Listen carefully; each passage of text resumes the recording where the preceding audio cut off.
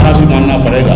अगर कहेंगे कि मैं शहंशाह हूँ तो मैं इस दुनिया में, इस धरती पर किसी को शहंशाह मानने के लिए तैयार नहीं हूँ कि आप चाहे वो जो कर सकते हैं, आप स्वतंत्र हैं वो सब चीज़ करने के लिए। तो इसलिए आज जो हुआ है ये कोई बड़ा घटना नहीं है, ये सामान्य घटना है कि आप लोग इतने सुबह में आए हैं एक गरीब पिछड़ा का बेटा को आवाज़ को पूरी दुनिया तक सुनाने के लिए। इसलिए विशेष तौर पे आपको धन्यवाद देता हूँ मैं। साथ ही जो कल तक हमारे विधायक थे उनको भी शुभकामना देते हैं कि वो कल तक हमारे साथ थे, वो फिर अपने निर्णय बदले हैं, वो जहाँ पे भी गए हैं उनको शुभकामना है। उसके साथ साथ भारतीय जनता पार्टी को भी शुभकामना देते हैं कि 74 विधायक बनाने में सनत मल्ला का योगदान था और हम लोगों ने मिलकर उनके 74 विधायक बनाए। और उसके बावजूद भी बिहार में 2 नंबर की पार्टी बनी और उसके बाद हमारे 3 विधायक मिलाने के बाद वो अभी 77 हो गए और बिहार का 1 नंबर का पार्टी हो गए, बड़ी पार्टी बन गए। जो पार्टी देश का, दुनिया का सबसे बड़ा पार्टी, वो पार्टी कहीं ना कहीं एक अति पिछड़ा का बेटा, मल्ला के बेटा के सहयोग से 74 पहुंचे और 74 से 77 पहुंचे।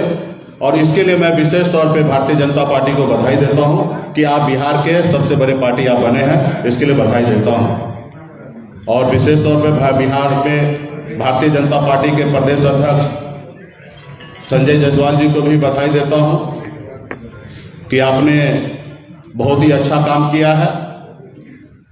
लेकिन मैंने कल उनका प्रेस कॉन्फ्रेंस सुना,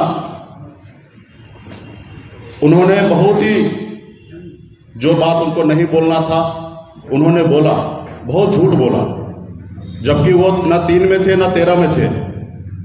जब मेरी क्या डील हुआ, ये डील सिर्फ 2 लोगों को पता है, एक सनत मल्ला को पता है और एक देश के गृह मंत्री श्री अमित शाह जी को भी पता है कि बंद कमरे में क्या डील हुआ।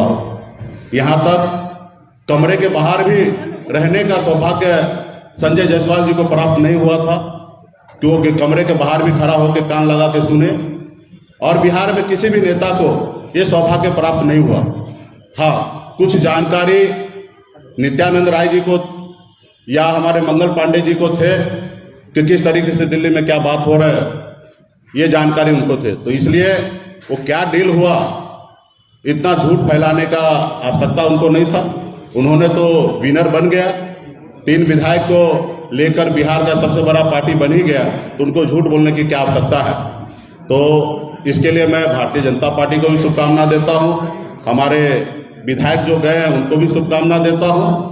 और मैं आपको बता दूं कि मैं 18 साल की उम्र से मैं संघर्ष कर रहा हूं।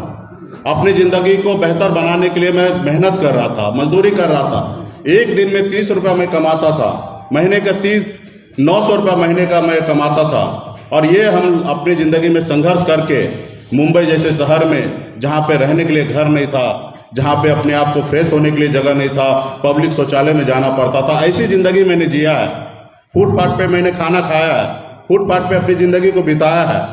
और वहीं से हमने संघर्ष करके मुंबई जैसे शहर में भी अपने एक अच्छा मुकाम मैंने बनाया। और उसके बाद बिहार में मैं आया, अपने लोगों का हक अधिकार के लिए मैंने देखा कि हजारों समस्या है, जहां हजारों समस्या, वहीं पे मेरा भी जन्म हुआ था। लेकिन मैंने सोचा कि हमारे अपने लोगों के लिए बेहतर कुछ करें, और मैंने मुंबई के ऐशोआराम की जिंदगी को छोड़कर बिहार में आया। आपने देखा कि कितना मैंने संघर्ष किया, कितनी मैंने लड़ाई लड़ा, लाठी डंडा खाया, 7 दिन तक अनशन पर बैठा। जितना मुझे मेहनत करना था मैंने किया, और मेहनत करने के बाद 2020 में अच्छी तरीके से एक मुकाम मिला। माननीय मुख्यमंत्री नीतीश कुमार जी के नेतृत्व में बिहार में काम करने का मौका मिला। और लोगों को ये हजम नहीं हुआ कि उन देखे कि ये व्यक्ति संघर्ष के दम पर जब हमें 11 सीट देने पर मजबूर कर सकता है, तो ये लड़का आने वाले समय में बहुत मेहनत करेगा और शायद 11 सीट पे इनकी समझौता नहीं होगा, शायद 100 पे समझौता हो। तो उन्होंने ये देखा कि इसको कैसे रोका जाए, तो उन्होंने रोकने का काम किया है। और हम तो कुछ भी हाथ में नहीं था, जीरो में था, संघर्ष करना मैंने सीखा और संघर्ष के बदौलत मैं यहाँ पे आया हूँ। क्या मैं अपने समाज के लिए आरक्षण मांग रहा हूँ, मैं गुनाह कर रहा हूँ? क्या मैं अति पिछड़ा समाज को हक अधिकार दिलाना चाहता हूँ? जितने उनकी संख्या है उतने मैं उनको आरक्षण दिलाना चाहता हूँ, मैं क्या गुनाह कर रहा हूँ? क्या मैं कर्पूरी ठाकुर जी का सपना पूरा करना चाहता हूँ, क्या मैं गुनाह कर रहा हूँ? क्या मैं चाह रहा हूँ कि देश में जातिगत जनगणना हो, उसके लिए मैं क्या गुनाह कर रहा हूँ? तो मैं हर चीज में मुखर के अपनी बात को रखता था, मैं अपने काम को कर रहा था, लेकिन लोगों को लगा कि ये बड़ा हीरो हो जाएगा, काम करेंगे। कल ही हमने बेतिया में करबरा सरैया मन है 348 एकड़ का, जो 20 साल से विभाग प्रयास कर रहा था कि ये विभाग में ट्रांसफर हो जाए, लेकिन मैंने कल ही कैबिनेट से पास कराया और विभाग में हमने ट्रांसफर किया। वो मन में झील में कम से कम 10,000 परिवार का घर गुजर बसर हो सकता है, खास करके मछुआरा भाई का, तो मैं उनके लिए काम कर रहा हूँ। आज बिहार में 32,000 तालाब है, जिसमें से 15,000 तालाब से अधिक तालाब पे कब्जा हो चुका है, अतिक्रमण हो चुका है। मैं उसके लिए प्रयास हूँ, अलग से टीम बना के उसको मैं चाहता हूँ कि अतिक्रमण मुक्त कराऊं। तो लोगों को लगता है कि ये काम करने के बाद कहीं ना कहीं इस समुदाय में हीरो बन जाएंगे, तो इसलिए लोगों ने रोकने का काम किया है और मैं मजबूती से आगे बढ़ रहा हूँ। मेरी जिंदगी में तो बचपन से ही संघर्ष है, जो आज हुआ है ऐसी बात नहीं था कि मुझे अंदाजा नहीं था, मुझे सब पता था कि मैं जो लड़ाई लड़ रहा हूँ उसमें कुछ भी हो सकता है। कुछ लोग चाहते हैं कि मैं ऐसा आदमी बना कर रखूं कि जिनको मैं बोलूं कि उठो तो उठेंगे, बोलूंगा बैठो तो बैठेंगे।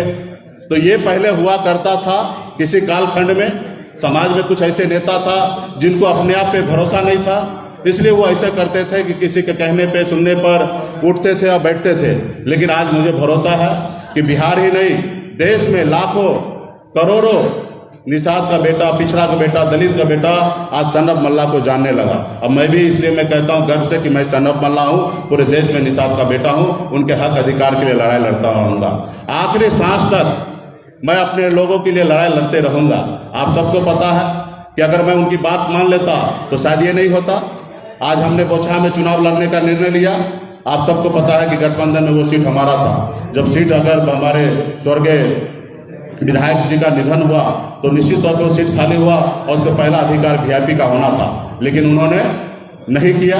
उन्होंने अपने मन से अपने प्रत्याशी का नाम का घोषणा कर दिया और आपने देखा कि 4 महीना उनके पार्टी के लोग किस तरीके से बेइज्जत करते रहे, उनके सांसद किस तरीके से अभद्र बात करते रहे। मैं सुनते रहा क्योंकि मुझे वहां पे चुनाव लड़ना था। आज हमें लोग टारगेट कर रहे हैं कि आप उत्तर प्रदेश में चुनाव लड़े, देश के प्रधानमंत्री जी को लेके विरोध किए।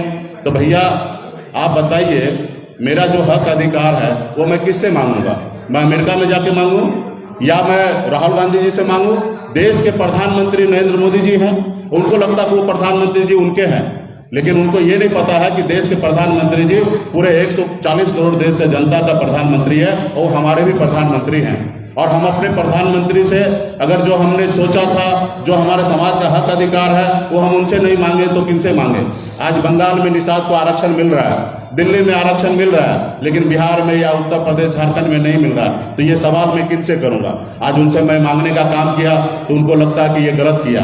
आज उत्तर प्रदेश में तो जेडीयू भी चुनाव लड़े, लेकिन उनके सामने में तो आपने कुछ नहीं बात रखा, लेकिन मुकेश सहनी को आपने टारगेट किया, मुकेश सहनी को आपने कमजोर करने का कोशिश किया है। तो खैर, आपका जो निर्णय था आपने लिया है।